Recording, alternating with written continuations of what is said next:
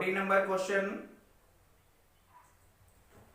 Number question PDF file में आपका आगे लगा हुआ है। पीडीएफ फाइल में पेज नंबर 15 पे आप देखिए, तो पेज नंबर 15 पे 14 नंबर क्वेश्चन मैंने लगाया है। Q1 और Q2 दो आवेश मान लिए गए हैं और सवाल में ये कहा गया है कि दोनों का योगफल 9 माइक्रोकूलाम है।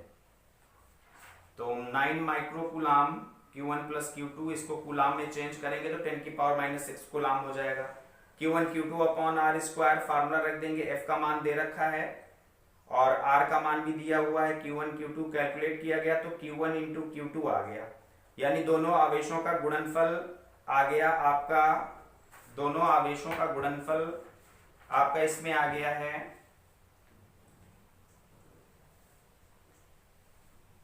2 इंटू 10 की पावर -11। इसको इक्वेशन फर्स्ट मान लेंगे और दोनों का योगफल 9 इंटू 10 की पावर -6, इसको मान लेंगे इक्वेशन सेकेंड।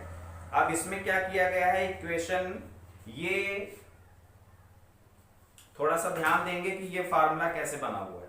यहां पर Q1 प्लस Q2 का मान आपको मालूम था और उसी से Q1 माइनस Q2 का मान इन्होंने निकाला है। कैसे निकाला गया है कि ये Q1 प्लस Q2 का मान 9 इंटू 10 की पावर -6 कूलाम था और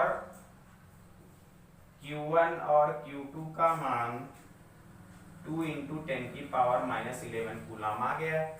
अब यहां से हमें अगर Q1 माइनस Q2 का मान मालूम चल जाए तो इन दोनों समीकरणों को, यानी ये इक्वेशन फर्स्ट मानी गई है, ये इक्वेशन सेकंड मानी गई है, ये इक्वेशन थर्ड मान ली जाएगी। तो इक्वेशन सेकंड और थर्ड को कैलकुलेट करके Q1 और Q2 के अलग अलग मान निकाल लेंगे। जैसे दो चर राशियों वाले रैखिक समीकरणों को आप हल नहीं करते थे, जैसे 2x plus 3y is equal to 7 और 4x minus 3y is equal to 9 दे रखा है। तो समीकरण 1 और समीकरण 2 को हल करके x और y का मान आप निकाल लेते थे, x और y का मान। अब इसको निकालने की कई विधियां क्लास 9th में आप लोगों ने पढ़ा होगा। प्रतिस्थापन विधि होती है, विलोपन विधि होती है, वज्र गुणनखंड विधि होती है। तो किसी भी एक विधि से, जिसमें जो विधि सबसे आसान यानी विलोपन विधि सबसे आसान होती है, उस विधि का इस्तेमाल करके दोनों समीकरणों को हल करके Q1 और Q2 के मान निकाले जा सकते हैं। तो अब बात आती है यहाँ पे Q1 और Q2 का मान कैसे निकालेंगे। तो Q1 माइनस Q2 का whole square is equal to होता है Q1 प्लस Q2 का होल स्क्वायर और माइनस का 4Q1 Q2। ये कैसे बन गया ये आपको समझना जरूरी है। कैसे बन गया देखिए, यहां पर Q1 प्लस Q2 का होल स्क्वायर जब करोगे तो Q1 square plus Q2 square और प्लस का 2Q1 Q2 आएगा और माइनस का 4Q1 Q2 जब कर दोगे तो ये क्या आ जाएगा, Q1 square plus Q2 square, ये दोनों घट जाएंगे तो माइनस का 2Q1 Q2 और जो कि Q1 माइनस Q2 के होल स्क्वायर के बराबर। तो देखिए इसको इस रूप में लिखा जा सकता है, क्योंकि मैंने इसको जब कैलकुलेट किया तो देखिए यही आ गया, लेफ्ट हैंड साइड से राइट हैंड साइड आ गया। इसका मतलब इसको इस फॉर्म में लिख सकते हैं। तो इस फॉर्म में लिखने के बाद अब ये दोनों मान आपको मालूम है, इसकी जगह पे रख देंगे। तो Q1 माइनस Q2 का whole square is equal to, दोनों को जोड़ेंगे यानी 9 इंटू 10 की पावर -6 का होल स्क्वायर और माइनस का 4Q1 Q2 यानी 2 इंटू 10 की पावर -11। कैलकुलेट कर लेंगे, 9 9 81 और गुणे 10 की घात -12 माइनस 4 दूना 8 गुणे 10 की घात -11। तो 10 की घात -11 है, दशमलव एक अंक इधर कर लेंगे तो ये 8.1 इंटू 10 की पावर -11 हो जाएगा, 8.1 और -8 गुणे 10 की घात -11। तो यहां से 10 की घात -11 कॉमन ले लेंगे तो ब्रैकेट में बचेगा 8.1 माइनस का 8 घट जाएगा तो ये आ जाएगा 0.1 इंटू 10 की पावर -11, या इसको लिख सकते हैं 1 इंटू 10 की पावर -12 आ जाएगा। इसको मान लेंगे इक्वेशन थर्ड। इक्वेशन थर्ड का मान आ गया Q1 minus Q2। Q1 minus Q2 का मान, और ये Q1 माइनस Q2 का होल स्क्वायर है, सॉरी होल स्क्वायर चल रहा। तो इधर जब करेंगे तो ये स्क्वायर जैसे ही हटाओगे तो वैसे ही यहाँ पर Q1 माइनस Q2 का होल स्क्वायर, स्क्वायर यहाँ पे हटाएंगे तो यहाँ करड़ी लग जाएगी, और जब करड़ी लग जाएगी तो क्या आ जाएगा 10 की पावर माइनस का 6 आ जाएगा। इसको मानेंगे equation third. Q1 minus Q2 का मान निकालना है, होल स्क्वायर करना। तो इन दोनों को अब कैलकुलेट करके, इन दोनों को कैसे कैलकुलेट किया गया कर लेंगे ना, कि नहीं कर पाएंगे? अगर नहीं कर पाएंगे तो देखिए मैं आगे बताता हूँ, इसमें समझा देता हूँ थोड़ा सा। तो 10 की पावर माइनस 6 ये कैसे आ गया है, इसको इक्वेशन थर्ड मान लेंगे। तो हम यहाँ पे दोनों इक्वेशन को अलग अलग लिख के कैलकुलेट करने का तरीका बताते हैं। विलोपन विधि का इस्तेमाल यहाँ पे होगा, यूज करेंगे। तो यहाँ पे देखिए मैं अलग से आपको दिखा देता हूँ कि Q1 प्लस Q2 का मान 9 इंटू 10 की पावर माइनस 6 है। इसको इक्वेशन सेकंड मैंने मान रखा है, वो फर्स्ट है।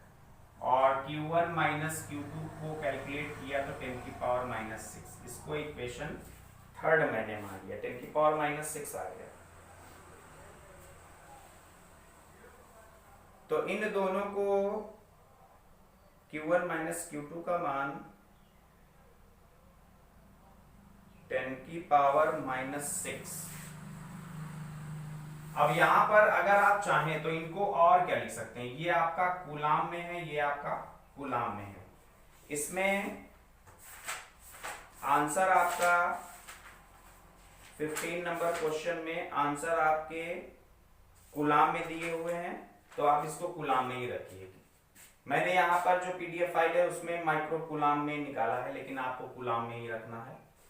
तो कूलाम में रखने के लिए ऐसे ही रहने देंगे, कैलकुलेट कर देंगे। क्या करें, समीकरण 2 और 3 को जोड़ दो, लिखेंगे यहाँ समीकरण 2 और 3 को जोड़ने पर तो plus Q minus Q cut जाएगा, क्यू और क्यू हो जाएगा 2Q1, और ये जुड़ जाएगा।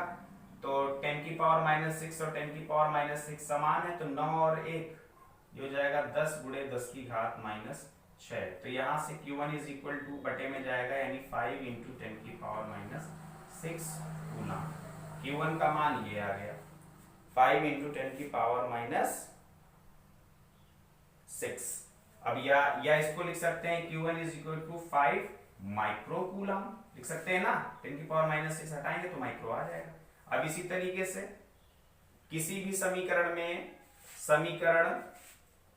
समीकरण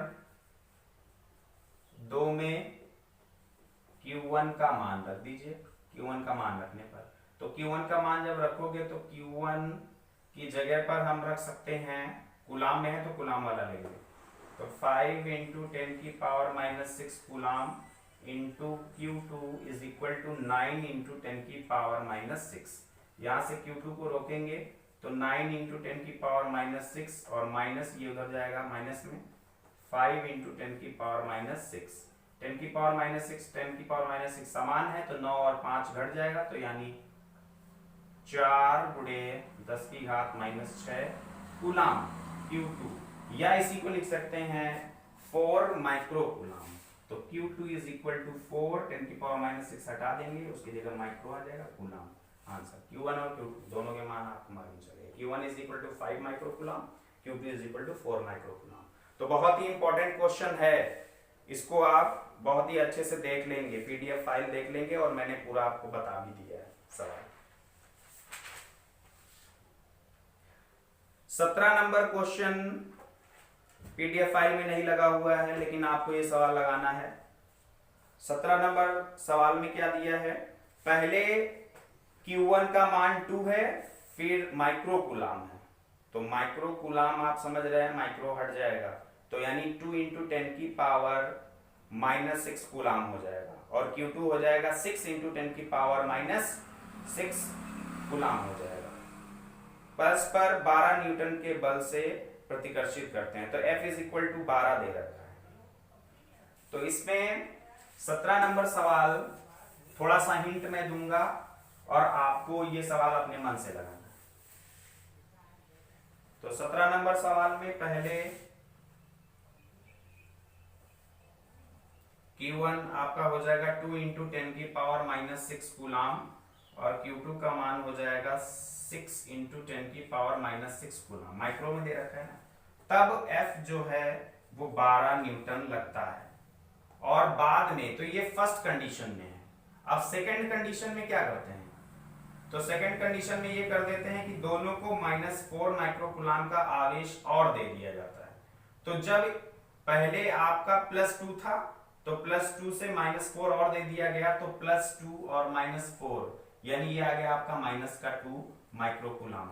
तब उस कंडीशन में Q1 डैश, मान लो सेकंड कंडीशन में Q1 dash is equal to हो जाएगा -2 इंटू 10⁻⁻6 कूलम, माइक्रोकूलम होगा तो माइक्रो हटा देंगे। फिर Q2 डैश कितना हो जाएगा +6 और -4 करेंगे तो +2 यानी +2 इंटू 10⁻⁻6 कूलम। तो सेकंड कंडीशन में ये आवेश हो गया। तब आपको बताना है कि F डैश क्या होगा। ओके, यानी पहले Q1 Q2 के मान ये थे, दोनों ही पॉजिटिव हैं, और तब बल इतना काम कर रहा था। लेकिन सेकंड कंडीशन में दोनों को जब इतना बल -4 दे दिया गया तो ये बल आवेश इतना हो गया, ये +2 से -2 इंटू 10⁻⁻6 कूलम हो गया। Q2 डैश ये +6 से +2 हो गया। क्यों हो गया +2 6 से, क्योंकि -4 जब उसमें जोड़ेंगे तो प्लस और माइनस ये प्लस का 2 बचेगा, तो 2 इंटू 10⁻⁻6 कूलम हो गया। तब F डैश निकालें। तो दोनों के फार्मूले देखिए क्या बनते हैं। फर्स्ट कंडीशन में फार्मूला क्या बनेगा देखिएगा, F is equal to 1/4πε0 Q1 Q2 upon R square. दूरी वही रहेगी, दोनों आवेशों के मध्य दूरी चेंज नहीं होगी। ये हो जाएगी इक्वेशन फर्स्ट। और यहां से सेकंड कंडीशन में F dash is equal to 1/4πε0 into Q1 dash Q2 dash upon R square, वही रहेगा, R स्क्वायर वही रहेगा। दोनों समीकरणों को भाग दे देंगे, यानी समीकरण 1 से समीकरण 2 को भाग देने पर, तो भाग देंगे तो F upon F dash is equal to 1/4πε0 into Q1 Q2 upon R square का upon 1/4πε0 into Q1 dash Q2 dash upon R square. ये से ये कटा, R स्क्वायर से R स्क्वायर कटा, तो यहां पर आ गया F upon F dash is equal to Q1 Q2 upon Q1 dash Q2 dash. हमें F डैश चाहिए, तो यहां से हम पलट सकते हैं इसको, F डैश अपॉन F क्या हो जाएगा, पलट जाएगा ये भी, Q1 dash Q2 dash upon Q1 Q2। फिर यहां से F डैश को हम रोक लेंगे, तो ये यहां से बता रहे हैं, F डैश को जब ऊपर रोक लेंगे तो ये आ जाएगा Q1 dash into Q2 dash upon Q1 into Q2, और अपॉन का F इधर साइड में गुणे में चला जाएगा। तो ये देखिए, ये आपका फार्मूला मैंने कैसे बनाया है, इसको आप समझ लें। अब यहां पर सारे मान आपको दे रखे हैं, Q1 डैश -2 रख देंगे। देखिए जब हम कैलकुलेट करते हैं तो यहां पर प्लस और माइनस नहीं लेते हैं, प्लस है या प्लस है, ये प्लस है या माइनस है, ये नहीं लेते हैं। ये लेने से कोई मतलब नहीं है, ये चिन्ह केवल ये दर्शाता है कि आकर्षण बल लगेगा कि प्रतिकर्षण बल लगेगा, केवल ये दर्शाने के लिए प्लस और माइनस लेते हैं। लेकिन जब वैल्यू रखते हैं तो वहां पर प्लस और माइनस आपको लेना जरूरी नहीं होता है। किसी भी सवाल में, जितने भी सवाल पहले आपको बताए गए हैं प्लस और माइनस, आपने देखा होगा कि कैलकुलेट करते समय मैं प्लस और माइनस नहीं लेता हूं, केवल उसका परिमाण जो वैल्यू होती है केवल उस वैल्यू को मैं लेता हूं। तो ये आप ध्यान रखेंगे। यहां पर Q1 और Q प्लस माइनस है तो माइनस से मतलब नहीं, 2 इंटू 10⁻⁻6 रखेंगे, और 2 ये Q2 डैश 2 इंटू 10⁻⁻6 ही रखेंगे, और Q1 आपका 2 इंटू 10⁻⁻6 रखेंगे, Q2 आपका 6 इंटू 10⁻⁻6 रखेंगे। कैलकुलेट कर लेंगे और F की जगह पर 12 रखेंगे, न्यूटन, चेंज करने की जरूरत नहीं। हमने यहाँ माइक्रो कूलाम को कूलाम में चेंज किया था, लेकिन न्यूटन बल का मात्रक न्यूटन में होता है तो उसको चेंज करने की जरूरत नहीं। तो उसके बाद कैलकुलेट करके एफ डैश का मान निकालेंगे, जो भी मान आएगा ये भी बल है, न्यूटन में इसका आंसर आ जाएगा। ओके, पूरा सवाल लगभग बता दिए हैं, केवल कैलकुलेशन नहीं बताया आपको, तो ये आप खुद करेंगे। अब ये भी कहा गया है कि इसमें कौन सा बल काम करेगा, आकर्षण बल काम करेगा। क्यों? क्योंकि एक प्लस है और एक माइनस। अच्छा देखिए, पहले Q1 और Q2 दोनों पॉजिटिव थे, पहली कंडीशन में दोनों पॉजिटिव थे, तो यानी समान आवेश होने के कारण इनमें रिपल्सन लग रहा था, प्रतिकर्षण बल लग रहा था। लेकिन जैसे ही -4 दोनों को दे दिया गया तो वैसे ही एक निगेटिव हो गया और दूसरा पॉजिटिव हो गया। जब एक निगेटिव और दूसरा पॉजिटिव हो गया तो जाहिर सी बात है कि ये दोनों एक दूसरे को आकर्षित करने लगेंगे। तो ये भी कहा है कि वो बल कैसा होगा, तो आकर्षण बल होगा, और आकर्षण बल का मान F डैश जो आएगा वो न्यूटन में उसका आंसर होगा। आगे ब्रैकेट में आकर्षण बल लिख देंगे। तो 17 नंबर सवाल आपको ये मैंने बता दिया है, ठीक है। तो ये इतना आज के लिए इतना ही, बाकी आगे मैं आपको पढ़ाऊंगा कल मैं आगे आपको बताता हूँ।